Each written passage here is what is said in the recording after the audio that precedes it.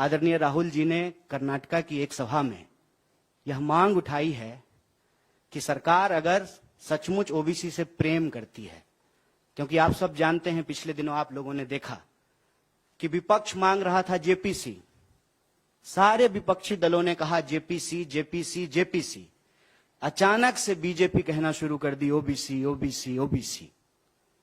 JPC की मांग के सामने अगर ओबीसी की बात बीजेपी लेकर के आई है तो यह जरूरी हो जाता है कि कुछ सवाल सरकार से पूछा जाए।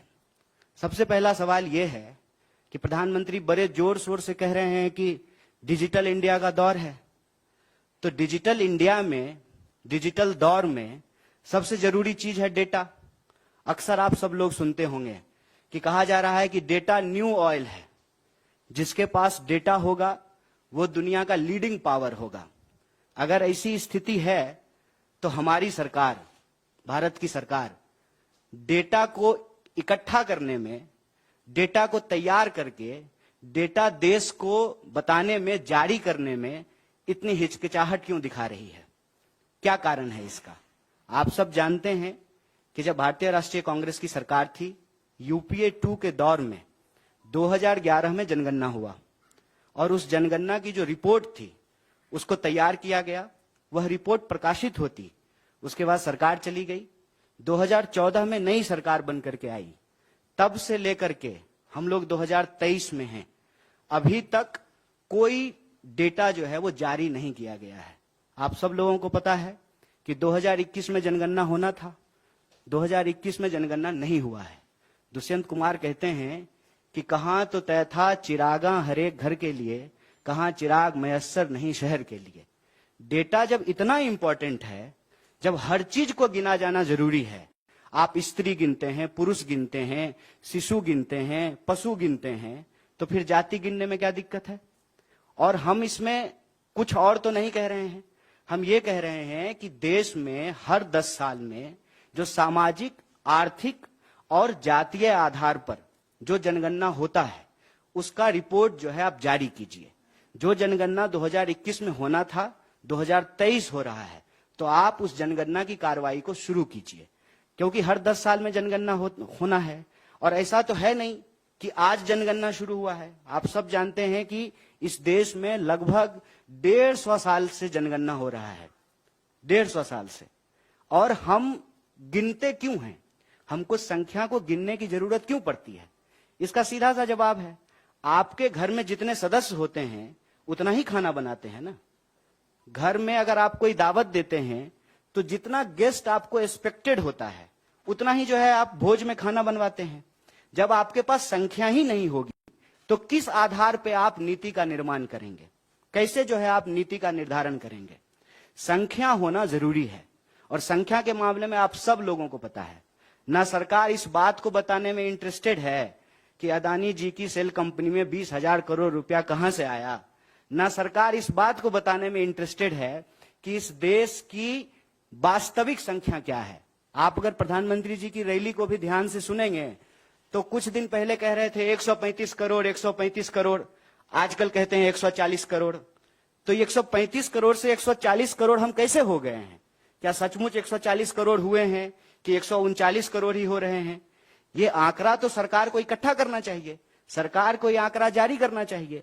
और जब गिन ही रहे हैं, पेड़ गिन लेते हैं, पशु गिन लेते हैं, शिशु गिन लेते हैं, तो जाति भी गिन लीजिए। आज देश को आखिर पता तो चले कि किस वर्ग के लोगों की वास्तविक हालत क्या है। यह भी तो हो सकता है ना। सरकार ने ही किया है कि इस देश में 10% ईडब्ल्यूएस के आधार पर रिजर्वेशन दिया है, और कांग्रेस पार्टी ने, भारतीय राष्ट्रीय कांग्रेस ने उसका समर्थन किया कि अगर आपके पास ये आंकड़ा है कि जनरल कैटेगरी के लोग भी गरीब हैं, अगर आप उनको मदद देना चाहते हैं तो मदद दीजिए। सरकार यह भी डेटा इकट्ठा करती है कि गरीबी रेखा से नीचे कितने लोग रह रहे हैं, इसके आधार पर आप बीपीएल कार्ड जारी करते हैं, इसके आधार पर आप उनको खाद्यान्न सुरक्षा देते हैं, इसके आधार पर आप प्रधानमंत्री आवास योजना के तहत उनको घर बना करके देते हैं। तो किसी भी सरकार के लिए आंकड़ा का होना जरूरी है।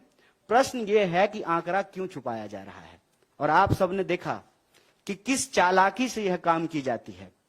राहुल जी ने चोर को चोर कहा। अब बताइए, चौ को चौ नहीं कहेंगे तो 100 कहेंगे?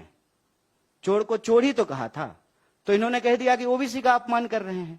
प्रधानमंत्री अपनी रैलियों में जाकर के कहते हैं कि मैं ओबीसी से आता हूं। अरे तो आप ओबीसी से आते हैं तो बहुत खुशी की बात है, बहुत अच्छी बात है कि ओबीसी देश का प्रधानमंत्री बना है। यह इस बात को सुनिश्चित करेगा कि अब सरकारी विभाग में कोई भी पोस्ट जो है वो खाली नहीं होगा। जितना विभाग में रिक्तियां हैं, सारी रिक्तियां भर दी जाएगी। लेकिन रिक्तियां भरने से पहले यह जानकारी तो हो कि इस देश में लोगों की वास्तविक हालत क्या है, उनकी सामाजिक स्थिति क्या है, उनकी आर्थिक स्थिति क्या है, उनकी जातीय स्थिति क्या है। जात के आधार पर राजनीति करेंगे, जात के आधार पर वोट लेंगे, जात के आधार पर विपक्ष को घेरने का प्रयास करेंगे, लेकिन जाति की संख्या क्या है यह बताने की बात नहीं कर रहे हैं। और हम गिनने की ही बात कर रहे हैं ना। गिनने में क्या तकलीफ है? कहते हैं कि किसी भी राज्य का निर्माण कैसे होता है? 3 चीजों से होता है, संख्या, जमीन और संप्रभुता। तो संख्या तो पता होना चाहिए ना कि भारतीय राज्य की सीमाओं के भीतर कितने भारतीय रहते हैं, उनकी वास्तविक हालत क्या है, चाहे वो किसी भी वर्ग से आते हो। आज तो कोई भी ये नहीं कह सकता है ना कि रिजर्वेशन नहीं मिल रहा है। आज तो सबको रिजर्वेशन मिल रहा है। आज तो जनरल कैटेगरी को भी रिजर्वेशन मिल रहा है, ओबीसी को भी मिल रहा है, एससी को भी मिल रहा है और एसटी को भी मिल रहा है। और ये रिजर्वेशन तो बीजेपी नहीं दिया है। तो बीजेपी को यह बात स्पष्ट करना चाहिए। और आरएसएस के प्रमुख का कई बार आप लोग बयान सुन चुके होंगे कि वो कहते हैं कि हम रिव्यू करना चाहते हैं, रिजर्वेशन पॉलिसी का हम रिव्यू करना चाहते हैं। तो बिना डेटा का आप रिव्यू कैसे करेंगे? जब आपके पास आंकड़ा ही नहीं होगा तो आप क्या रिव्यू करना चाहते हैं? इसका मतलब यह है कि बीजेपी असल चाहती है कि गुड़ खाएं गुलगुल्ला से परहेज। मतलब एक वर्ग को कह दें कि नहीं नहीं, गिनने की क्या जरूरत है, इससे समाज जो है उसमें जात पात फैलेगा, समाज में जातिवाद बढ़ेगा। अगर ओबीसी बोलने से समाज में जात पात फैलता है तो प्रधानमंत्री अपनी रैली में जाकर के ये क्यों कहते हैं कि मैं ओबीसी हूं? विपक्ष जब जेपीसी की मांग करता है, जब राहुल जी चोर को चोर कहते हैं, तो सरकार क्यों कहती है कि आप ओबीसी का अपमान कर रहे हैं? अगर यह शब्द बोलने से, यह शब्द कहने से, इसको गिनने से समाज में जात पात फैलता है तो बीजेपी इसके आधार पर राजनीति क्यों करती है? बीजेपी को अपना स्टैंड क्लियर करना चाहिए। बीजेपी को देश की जनता को जाकर के बताना चाहिए कि आप जनगणना कराना चाहते हैं कि नहीं कराना चाहते हैं। और आप जनगणना कराना चाहते हैं तो जनगणना कराइए, जैसे बिहार में हो रहा है। अगर आप नहीं कराना चाहते हैं तो वो भी प्रेस कॉन्फ्रेंस करके देश को बताइए कि हमको देश के लोगों को गिनने की जरूरत नहीं है, सरकार को लोगों को गिनने की जरूरत नहीं है। उनका दोस्त जो है ना वो डेटा इकट्ठा कर रहा है, जिसके आधार पे जो है वो चुनाव की नीति बना लेंगे। लेकिन सवाल यहां सरकार की नीति निर्धारण का है। कितने लोग किस घर में रहेंगे उसी के आधार पे आप कमरा बनवाएंगे ना। एक जो है बेडरूम बनवाएंगे, बच्चा हो गया है 2 तो एक जो है चिल्ड्रन रूम बनवाएंगे, गेस्ट आते हैं तो एक गेस्ट रूम बनवाएंगे।